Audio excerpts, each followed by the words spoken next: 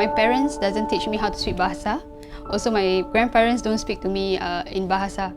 So how I learn Bahasa is through my working experience. So every time when I have this conversation with an Indonesian person, I have this back in mind, like, how does it feel to speak to your own cousins and your own uncles in their own Bahasa?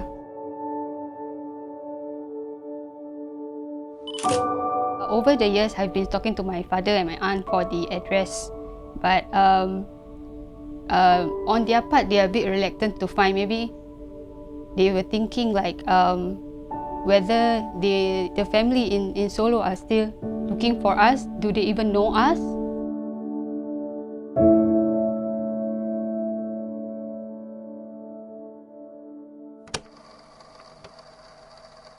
My father is very close to me, so we often talk a lot about my grandfather, like his characteristic, how does he talk, what kind of food he cooks.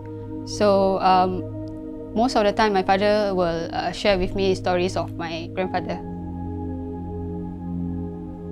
Apa yang saya dengar cerita daripada bapa saya sendiri, waktu itu tahun 1940-an lah, bapa dengan adik-beradiknya datang ke Singapura, datang ke Pahang, bekerja di Pahang untuk setahun 2 tahun, dan selepas itu sebelum Perang Dunia Kedua mereka datang ke Singapura untuk bekerja di Singapura, dan sehingga 1941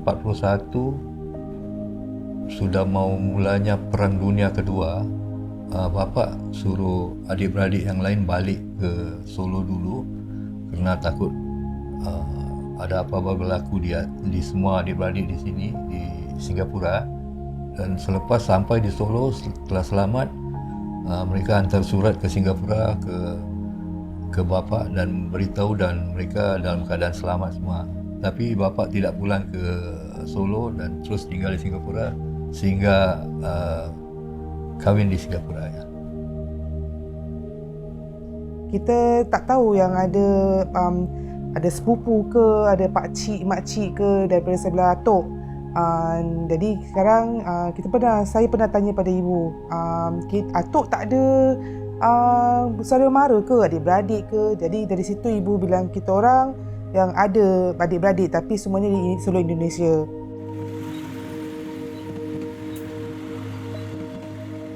Bapak Usman itu pernah pulang ke Indonesia itu 2 kali. Pertama ya sehabis naik haji, itu terus pulang ke Indonesia. Terus yang kedua itu pulang lagi, tapi sayang nggak ada anak yang dibawa ke Indonesia.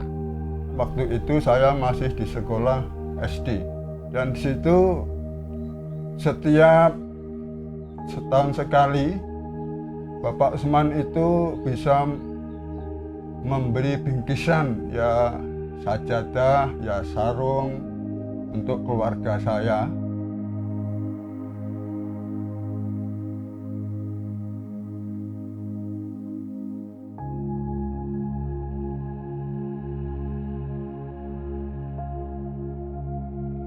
Namun saya kehilangan jejak. Bagaimana untuk saya menghubungi lagi? Pertama, tidak ada peralatan dan terbatasnya pengetahuan. Jadi akhirnya saya kehilangan jejak. Dulu itu anak saya pernah ke Singapura, tanya alamat keluarga Pak Usman, tapi nggak tahu begitu.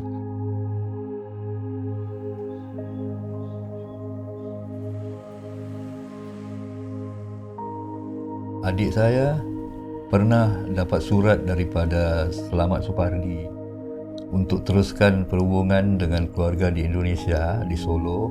Kita waktu itu tidak mempunyai kemampuan untuk datang ke Solo sebab tu anak-anak lagi kecil dan kerja pun gajinya belum mampu untuk ke Solo.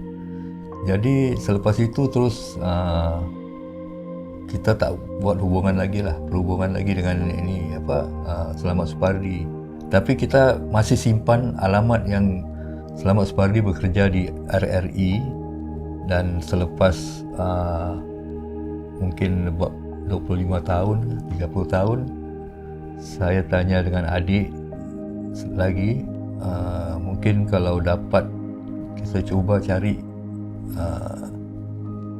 Slamet Supardi masih ada tak di RRI ini. Karena kalau kita tidak dapat Slamet Supardi ni, putus dengan Slamet Supardi, bermakna kita tidak dapat jumpa saudara-saudara yang lain. Itu yang buat semangat saya untuk mencari mereka di sini. Sebab kalau untuk saya dan adik saya cuma tinggal 2 orang di Singapura. Tidak ada keluarga lain di Singapura, cuma kita berdua aja.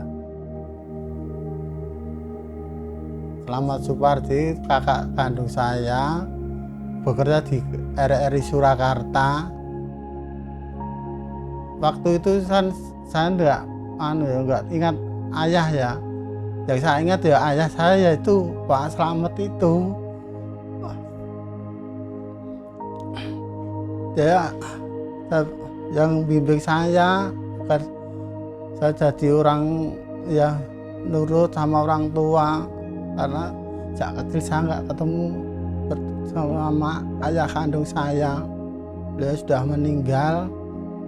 Terus Mas Slamet itu ya pernah cerita sama saya, ada saudara kita yang di Singapura sering nyurati saya mau ketemu. Itu pernah berhubungan sama putra dari Bapak Usman yang namanya Mbak Sofia, tapi ya belum ada izin dari Allah Subhanahu wa Ta'ala.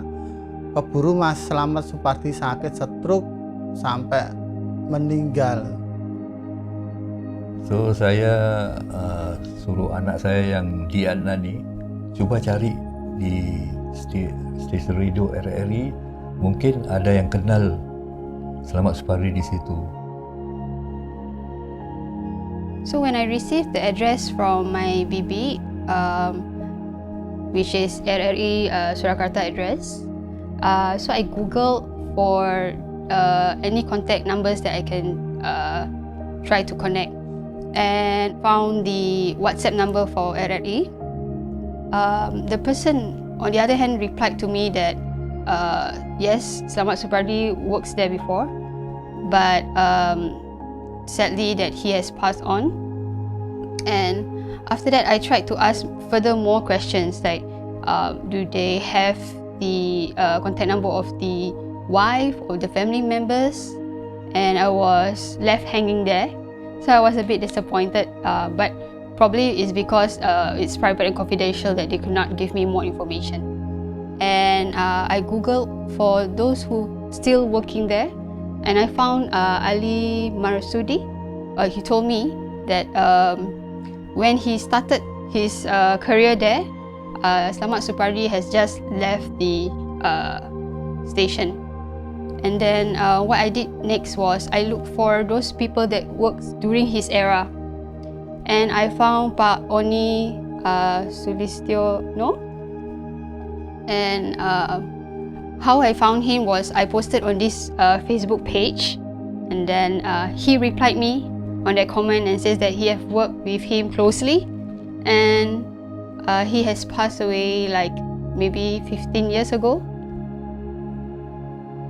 Mas Slamet Supardi itu orangnya di dalam menunaikan tugas-tugasnya sangat disiplin. Beliaunya itu ya beliau sangat disiplin dan sangat teliti kalau bekerja.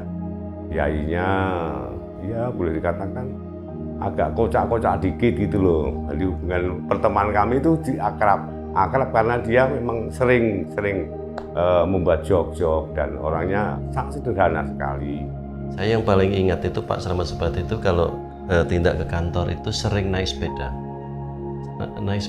kumbang gitu loh, dengan kacamatanya yang tebal, frame-nya tebal, yang apa, lensanya kayaknya juga tebal gitu, hitam ya mas ya, hitam. Jadi kalau ingat lagunya Iwan Fals yang Bagre itu kayaknya seperti itu beliau. Sekali saya melihat beliau rekaman sandiwara gitu sangat menghayati perannya dan luar biasa. Saya sebagai seorang yang junior pada waktu itu termasuk wah ini keren ini.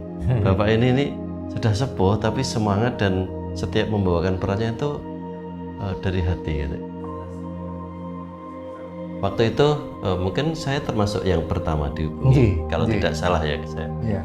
Nah waktu itu lewat media sosial itu berkenalan, Mbak Di Adnan itu menyampaikan bahwa keluarga beliau, terutama keluarga yang senior leluhurnya itu terpisah.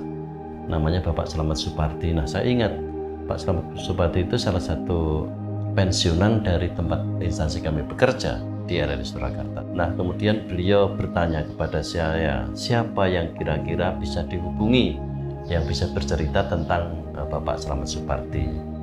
Ya salah satunya saya kemudian mencari-cari Pak Oni Sulistiono dan Pak Oni menghubungi Pak Yanto dan seterusnya. Memang sebelumnya saya pernah melakukan kontak dengan Mbak Di Adnan. Ini kaitannya beliau ini pernah mencari saudaranya yang bernama Mas Slamet Supardi ini dulunya adalah pegawai RRI Surakarta melalui medsos ya. Nah, waktu itu saya merespon, loh kalau Slamet Supardi saya kenal dekat dengan beliau dan saya karena mengenal Mas Slamet Supardi berusaha memberikan informasi kepada Mbak Di Adnan. Waktu itu saya dihubungi Pak Oni bahwa Pak Slamet Supardi itu punya keponakan yang ada di Singapura yang kebetulan ini mau pulang ke Solo mau memperkenalkan diri. Pak Slamet belum pernah sama sekali kalau punya saudara di luar. Waktu saya dapat kabar kalau ada saudara di luar, saya juga kaget gitu. Kok belum pernah cerita sama saya. And then when I contacted Pak Oni also doesn't have any information about my uncle's family. But he told me that he's going to help me to find more information, contact number and so on. And then he actually contacted my aunt here, Tante Umini, and then he forwarded me the contact number. So I messaged Tante Umini, and she replied me instantly, and my burden feels like taken off from my shoulders. And days later, my uncle Om Untong also introduced himself, he WhatsApp me and shared all his photos and then the name of my family members here in Solo. And to our surprise is my grandfather name in Singapore was Osman bin Qasim. Later that we know that in Solo, he's actually Ali Osman Kasan Taruna.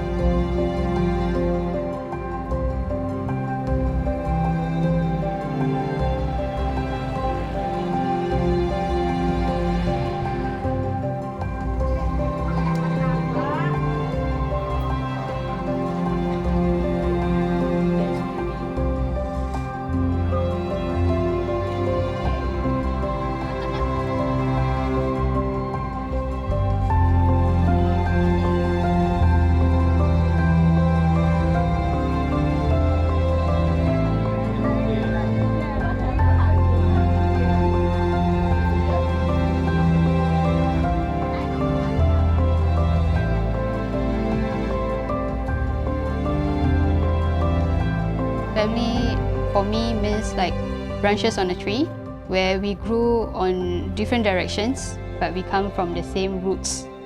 So previously on my ID card, I see the word Javanese and it doesn't give me a lot of impact. But now Now if I see my ID, I feel like I'm a proud Japanese. I'm a Japanese.